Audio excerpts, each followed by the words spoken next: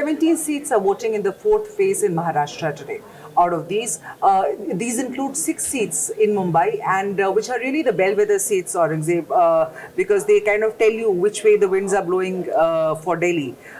Because whoever wins Mumbai, so to speak, at least that's happened over the last 2 elections that I know of, whoever wins Mumbai or sweeps Mumbai also comes to power in Delhi. With this phase 4, the entire voting in Maharashtra is going to be complete. Which way do you see the wind blowing for now? See, Mumbai, if you talk about Mumbai, the important factor that one has to keep in mind is how this Pragya Thakur's comments on Hemant Karkare plays out.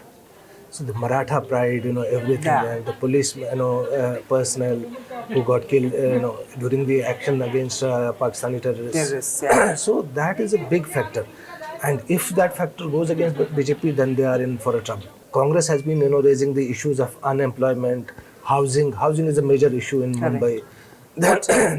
Water, traffic, they had been raising these basic issues. Yeah. The other important factor in Maharashtra is Raj Thakre.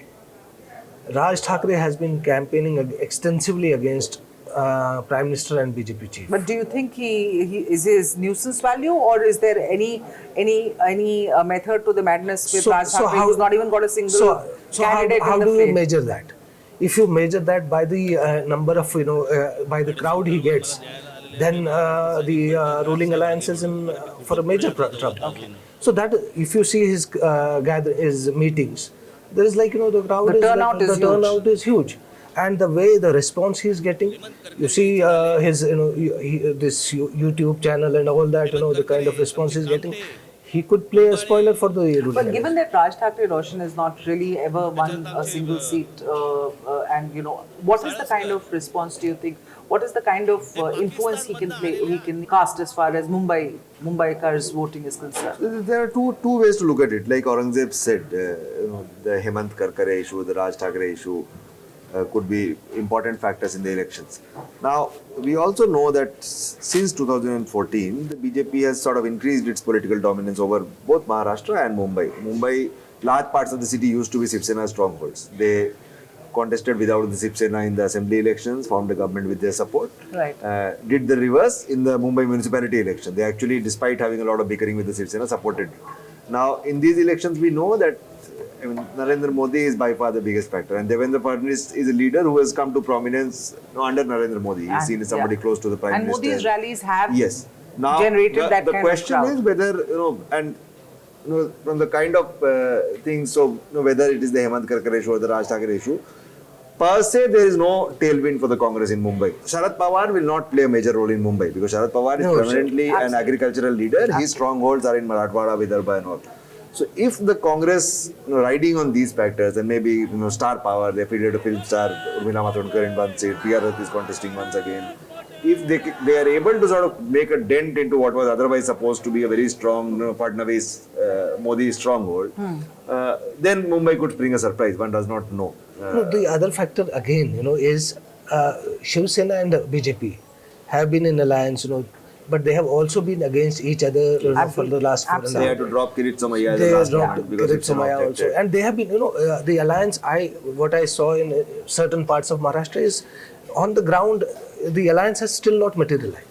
So what you're saying is that the tutu meme which was going on over the last few years, suddenly it's very difficult for the workers to let go of it in a single day. The leaders might just decide, the leaders might just decide, okay, we are okay with it. It makes good political arithmetic. Which is why I said, so this is a big test for Devendra Fadnavis. Can he deliver Mumbai once again to the BJP? Because in 14 it was just Narendra Modi. This time, because you have a chief minister, BJP chief minister, and because ostensibly there is no Modi. Probably the stakes are highest. So what the opposition is saying. When we talk about Maharashtra, see, rural Maharashtra, you have the largest number of farmers' suicides in the country. So we have to keep that factor also in mind.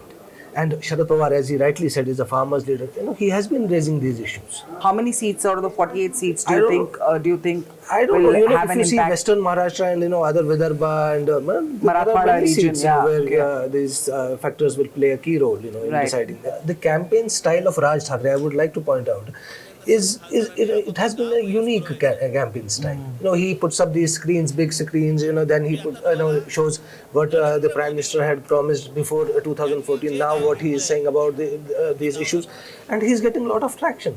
I wonder where the funding for all these So that was rallies is essentially coming what from. the BJP and Shiv Sena Yeah, had approved. where is the funding for all this? They had in fact said that this should be added to the Congress and NCP NCP's yes, election expenditure. Yeah. But then election commission's hands are tied in this case. Right. So all these things are very interesting in Maharashtra. Saffron parties, which is BJP and Shiv Sena, they had they of course riding on the Modi wave in 2014, and of course they have the 2014 advantage. I don't know whether the Modi wave is there or not, because now they call it it's not a wave, it's an undercurrent now. There That's is the new no word. wave in this election. Exactly. So there's no wave in this election, but as I said, what I'm really trying to find out is that the 2014 advantage, like in the 2017 Mumbai municipal polls data, in 227 Mumbai was show that the BJP Shiv Sena numbers stack up well against the Congress and SGP in nearly every ward of Mumbai. Could this imply that some of that 2014 advantage has been retained, at least had been retained till 2017? I mean, irrespective of what Sadhvi Pragya's statement on Hemant Karkare, which is all over the past couple of weeks. I think municipal elections are fought on totally different issues, and assembly elections again differently, and Lok Sabha elections again differently.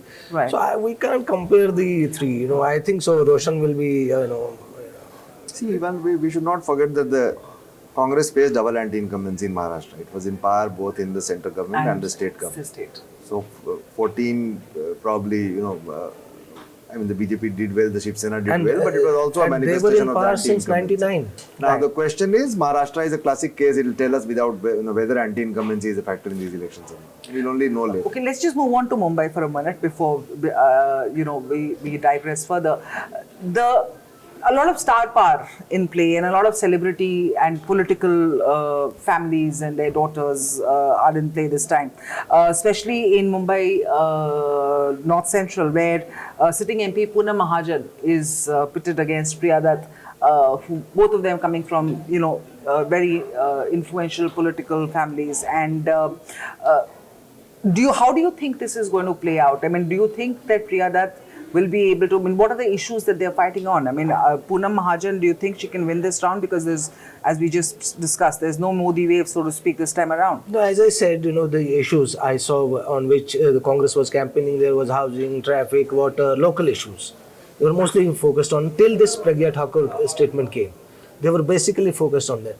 And BJP was again talking about, what they had done in nationalism and all that. And how there had been no terror attacks no in terror Mumbai. attacks and all that. So there was a different, what I saw. Priya Dutt has been an MP in the past. Poonam Mahajan is a sitting MP. So it's a very keen contest there. And what happens, we'll come to know only on May 23rd. Okay, in Mumbai North, you have Bholi Bhali Ladki, as Gopal Shetty called her, Urmila Matondkar, making a political debut in Mumbai North. How do you think, I mean, she's obviously got a lot of traction. I mean, earlier the BJP had sort of thought that she's just going to be another blip in the radar, but she seems to have made quite an impact within That is a what couple of weeks. the local Congress leaders say there. They say that her campaigning has been extraordinary. She has been doing this campaigning. And we managed the to reach out attract, has been, but whether she'll be able to convert those eyeballs and the people, who probably are coming to her rallies for the star power, apart from anything else, whether she'll be actually able to convert that into vote shares. So there are two things. These things happen. In 2004, Govinda defeated Ram Naik. Right. Ram Naik was a political heavyweight. He was a sitting petroleum Right. minister, veteran leader of the BJP. He defeated even Virar. Govinda vanished after that. He never even came back to contest. So Mumbai, is one of the lowest polling areas in our country. Now, in that kind of a scenario, I think getting people to vote is also an organizational exercise. Whether you have the, Urmila or any film star could give a political party a certain amount of traction. Right. Do you have the organization to encash that is the biggest question. If the Congress can encash that, probably it will do better. But these are answers which one can only after the We'll get results. to know We only after can't the say 23rd exactly, of yeah. May or the 24th of May or the 25th, Yes. given that VVPATs are in play and we don't know which way the wind is going to blow for VVPATs, and it might take longer than just one single day to count the votes. We'll keep bringing you more updates. Keep watching HindustanTimes.com for more updates on elections.